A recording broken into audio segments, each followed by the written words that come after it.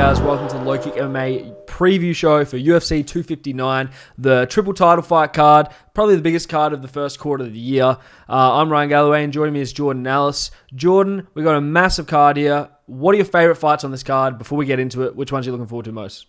Oh, there's too many to even say. Obviously, it's the main event's the one, I think, for me, where Adesanya going up and fighting Jan is a huge fight. And then I'm also very happy to see Sterling finally get a shot. And then it's also good to see Nunes. You know, for me, this is a stay busy fight, but it's always good to see, for me, the female GOAT, throwing down. I expect her to make another statement win here.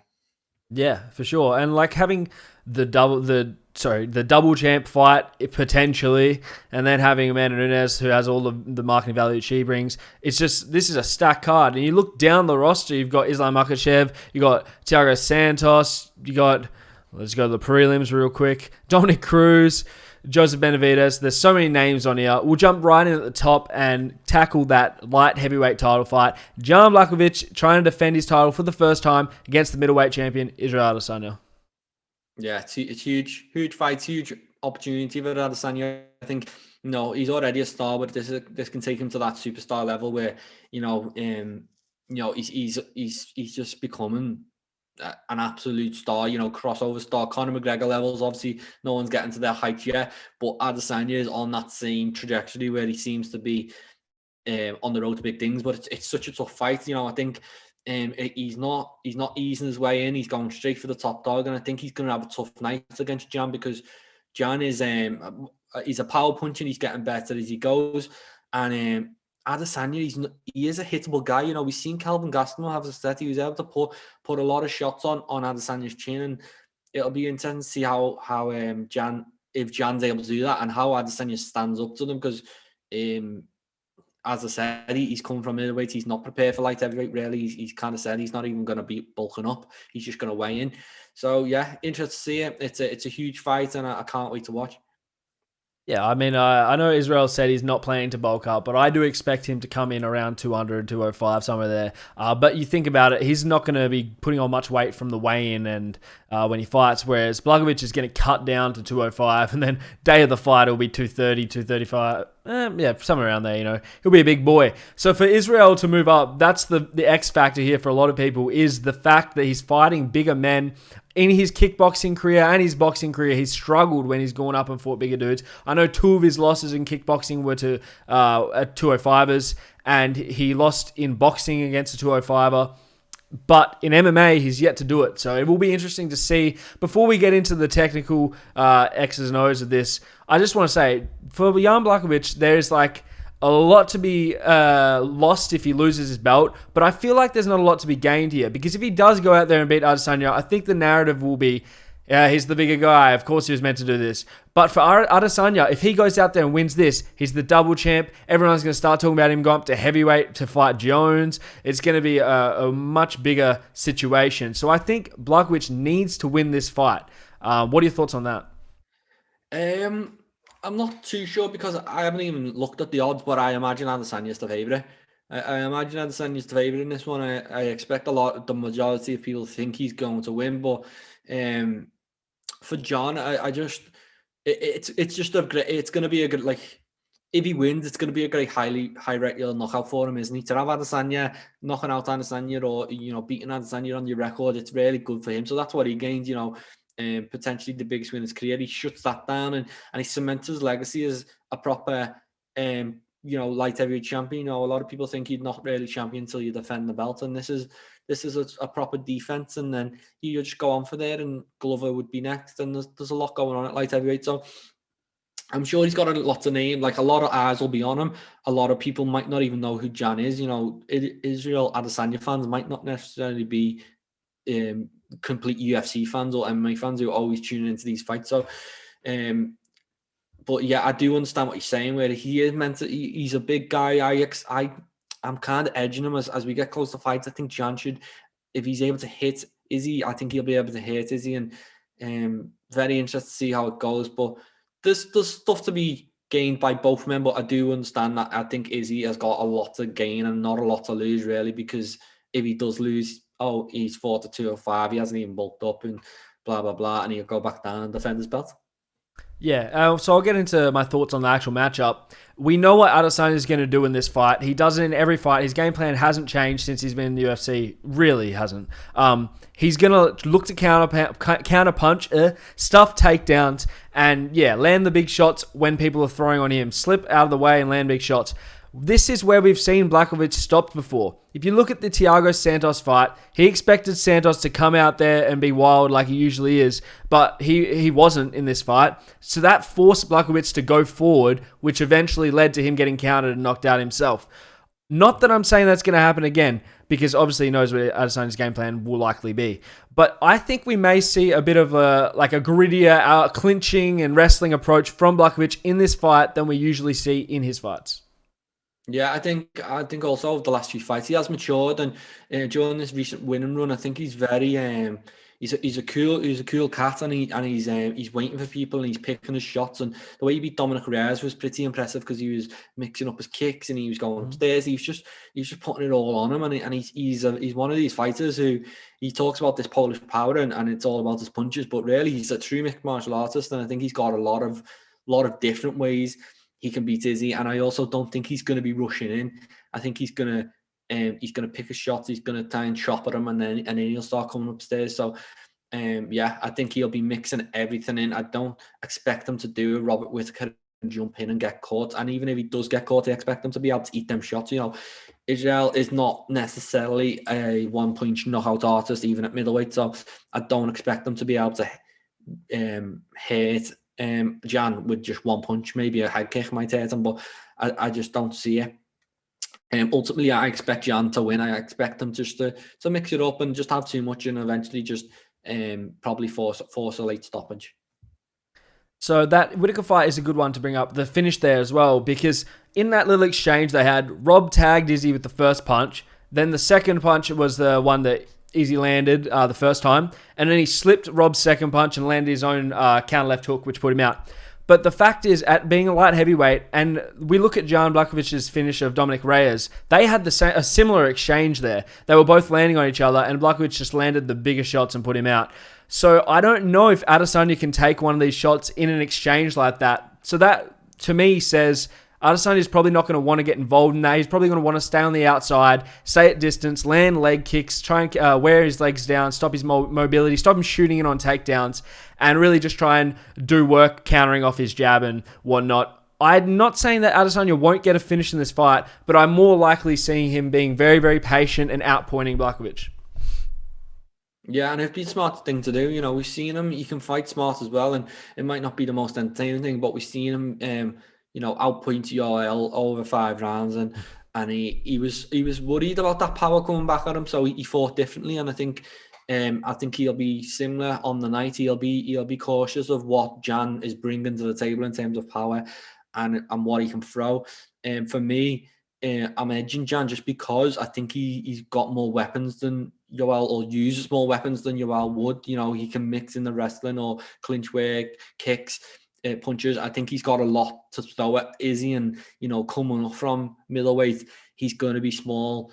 And number one, will his power translate? Will it carry up? And number two, will he be able to eat these shots? Because I imagine Jan will be able to land, but obviously I'm not totally writing Izzy off. I think it's a really close fight, but if you're asking me to pick, I'm going for Jan. All right, well, I'm picking Izzy in this one. I just think that his technical striking will shine. He'll be able to stay off the fence, stay off being taken down. But I would not be surprised if Błachowicz gets this done in any number of ways. It is a very competitive fight. Great matchmaking. Look forward to seeing this one. We'll jump onto the co-main event now, which is the women's featherweight title fight between Amanda Nunes, the champion, and the challenger, Megan Anderson. Now, this fight, I honestly, if I'm being honest, I didn't have much intrigue in this matchup. And as I looked into it further, I think that I do expect Nunes to treat this a lot more like the Jermaine Durandamir fight of recent times, where she utilized her wrestling and her grappling more than her striking, just because Megan Anderson's really best tools in her arsenal right now are her hands, and if I'm Nunes, I wouldn't be giving her the opportunity to use that in the fight. So I expect Nunes to come out fast, try and get a finish early. If she can't, take her down over again and grind her out.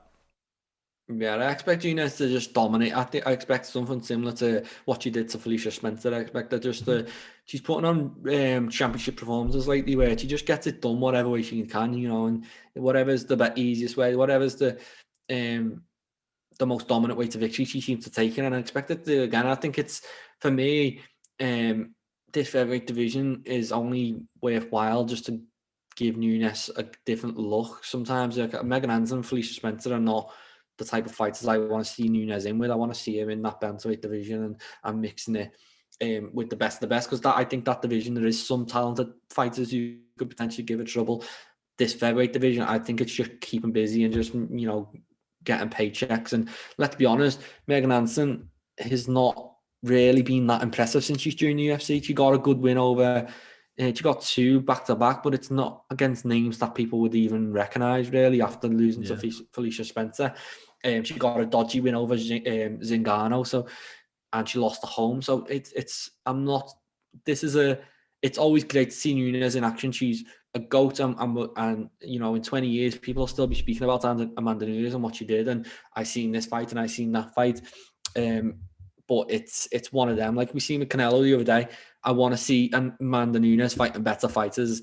Same with Canelo, and I don't think that's wrong to say. But Megan Anderson's an underdog, and she'll understand that, and she might hear people like me or other people writing it off, and I'm sure that inspired her. Let's see how she does on the night.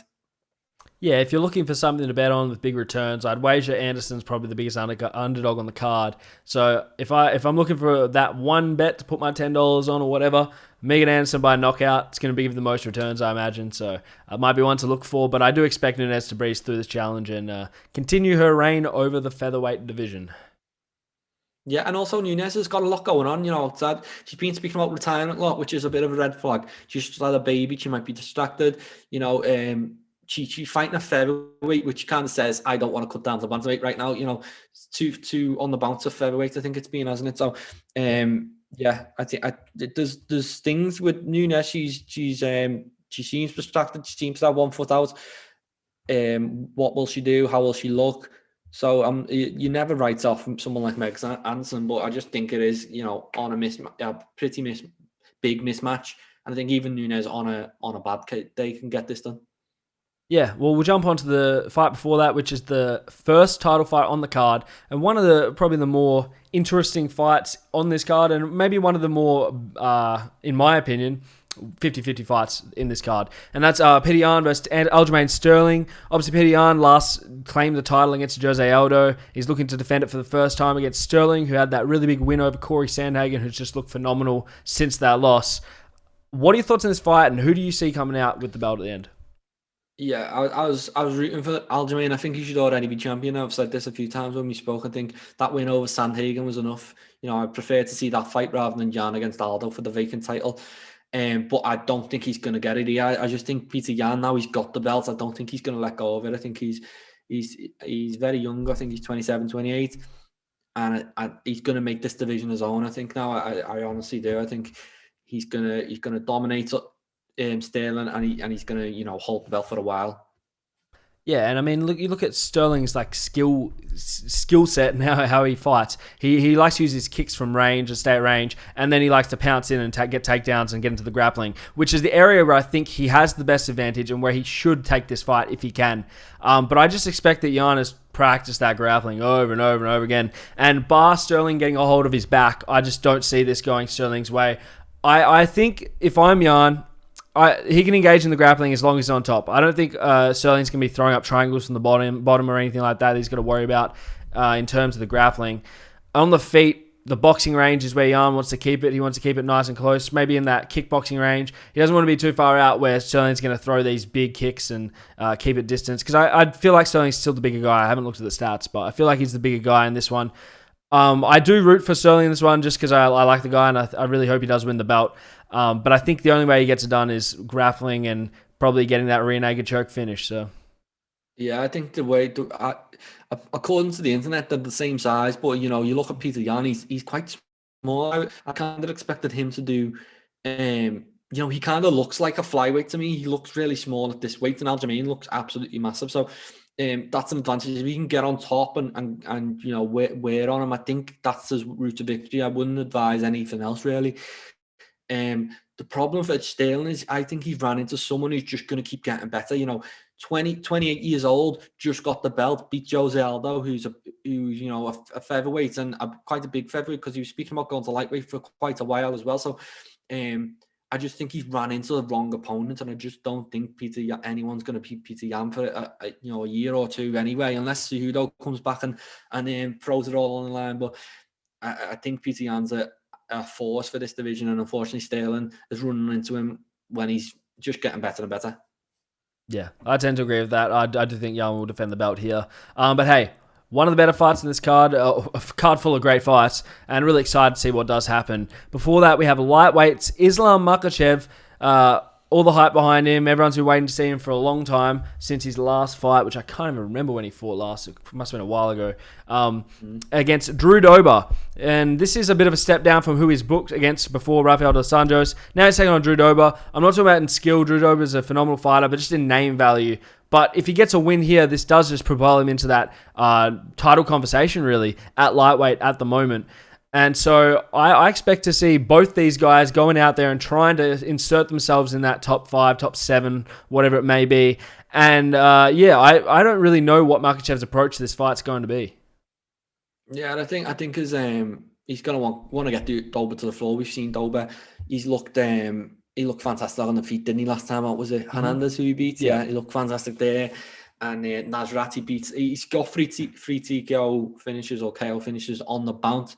But we've seen him subbed a few times. You know, we've seen him subbed quite a few times. So I think Makhachev will want to get him to the floor and try and test his submission defense.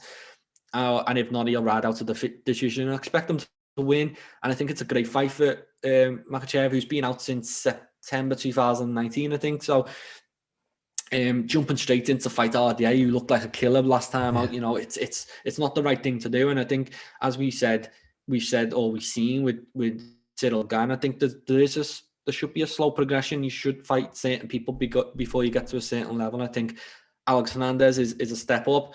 Then Dober's a step up after that, and then maybe after he beats Dober, a Felder or a RDA or someone like that. So I think it's the right thing to do. I expect Makhachev to look brilliant.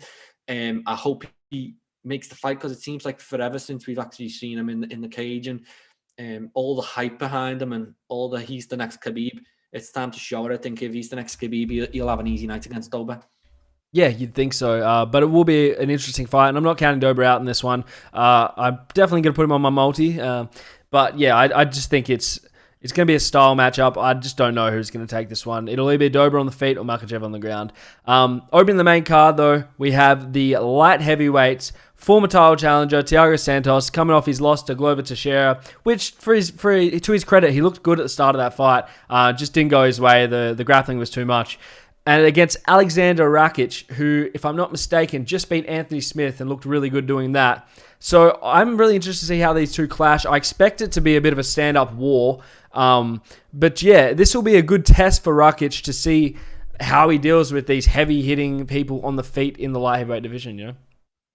Yeah, and I think it's another tough fight for Thiago. He's come back from his layoff, and he had a tough night against Glover, and he goes straight back into the mix again with Rakic, who I think is a potential champion in this division. So another tough one. His Thiago, I think the best version of Thiago would have beat Glover. I think he was in some good positions, and he could have won that fight, but it just got away from him. And will he be at his best against Rakic? I'm not sure, but Rakic, I'm sure, will be in top form. I'm leaning towards him, but I am a big fan of Thiago. I think in his prime, he could have been a champion. Can he get back to that prime? Will we see him at his best? Interested to see another banger of a fight. Like Thiago's known for being in absolute wars. So can he push Rakic into that fight, or will Rakic rely on his wrestling like he did against Smith? Interesting fights. I hope we get a banger. I think if we're talking about bonus money, these two might be the ones to look out for in terms of fights tonight. And a good spot for them to be on. I mean, the light heavyweight title's on the line in the main event. Thiago already has a win over Błachowicz, so if he can get a big knockout finish here, it does a lot for his stock. I definitely don't think he's getting a title shot anytime soon, but it could definitely put him in the number one contender conversation. We'll jump in the preliminary card, which is the feature prelim has actually got a very well-known name. Dominic Cruz coming back against Casey Kenny. Weird matchmaking, in my opinion. I don't understand this matchmaking quite. I just really don't get it at all. But going to be an interesting fight. What are your thoughts? Yeah, well, it just shows you how big this card is, how stacked it is that you've got Dominic Cruz, pretty much the bantamweight GOAT on the card. It's absolutely huge, and for Dominic, I just think it's a nice fight for him. I think I'm almost pretty like if you're going for locks of the night, I'd go for Dominic Cruz. I think he is just a couple of levels above Casey, who is, he looked good against Nathaniel Wood, but he did just edge Nathaniel Wood, who's at the same level outside the rankings and things like that. And Dominic has been mixing it with the elite level for years, and even just last year he was fighting Henry Cejudo and looked good until it didn't go his way. But I expect him this will be a keep busy fight, maybe get some rounds in, and he'll probably just box up Casey Kenny for 3 rounds and get a win. Yeah, or alternatively, Casey Kenny can find some finish here and really throw himself into the mix real fast, taking out a legend like Cruz, who I believe is probably ranked 12th or something in this fight. I just don't understand why they picked Kenny of all people, because no disrespect, but it would make more sense, in my opinion, to put him against like a Sugar Sean O'Malley or someone who has name value against Cruz and over at Kenny. But I'm not trying to be disrespectful there. Kenny's a great fighter, so there's a great spot for him to be getting, and we'll definitely see where he's at in terms of skill in this matchup. It's huge for Kenny. Like there's nothing to lose. Talking about earlier, and there's nothing to lose for Izzy. There's nothing to lose for Kenny at all here. He's in a brilliant position. If he beats Dominic Cruz, he cracked it. He's going to go and fight. Probably Sean O'Malley or someone like that next. So huge opportunity for him on one of the biggest cards of the year. In the prime spot where the most eyes are going to be on that main event, that prelim, because I'm sure not a lot of people, or some people, would choose not to buy the pay-per-view, and most people will be watching the 3 cards. So huge spot for Kenny. I just don't think he's going to have enough. I think Cruz is still he's still talented enough to make it look easy against Kenny, who is a good fighter. He's just not at that level, not quite yet, but he's only 29. Lots of opportunities to come, I'm sure. Yeah. Before that, we had another bantamweight fight between Song Yudong and Kyler Phillips.